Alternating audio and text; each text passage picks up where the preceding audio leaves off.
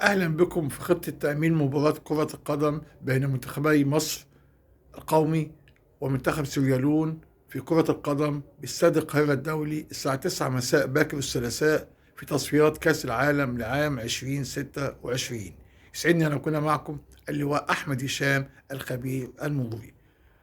خطة أمنية مرورية شاملة قامت بها مديرية أمن القاهرة جهة الاختصاص بالتنسيق مع الإدارة العامة لمرور القاهرة، وأيضا كافة الجهات الأمنية الأخرى وأبرزها الحماية المدنية وشرطة المرافق وإدارة البحث الجنائي، بهدف تأمين المباراة ما قبل وأثناء المباراة وتأمين الجماهير وحفلات اللاعبين ذهابا وإيابا من مقر الإقامة استاد القاهرة الدولي بحضور 60 ألف متفرج.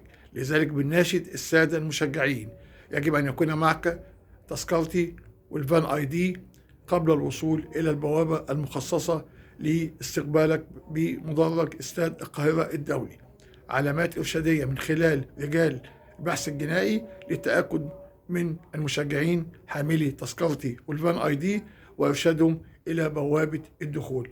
أيضا الحماية المدنية هتكون حاطة بوابات اكس راي للكشف عن المعادن واي ممنوعات غير مسموح بها بدخول استاد القاهره الدولي. شرطه المرافق هتقوم بواجبها لمنع البقى جالين. دار عمل نور القاهره هتمنع المواقف العشوائيه والانتظار الخاطئ والوقوف في نهر الطريق. ايضا بنناشد الساده المشجعين بالوصول مبكرا حيث يتم افتتاح استاد القاهره الدولي اعتبارا من الساعه 5 مساء. أيضا متابعة ميدانية هتكون مستمرة على مدار اليوم الكامل بهدف تسهيل وتسهيل الحركة المرورية بالمناطق المحيطة والمؤدية إلى استاد القاهرة الدولي. وبنناشد السادة المشجعين استخدام وسائل النقل العام وليس السيارات الخاصة حتى لا يحدث ازدحام مروري وخاصة ما بعد الإفطار.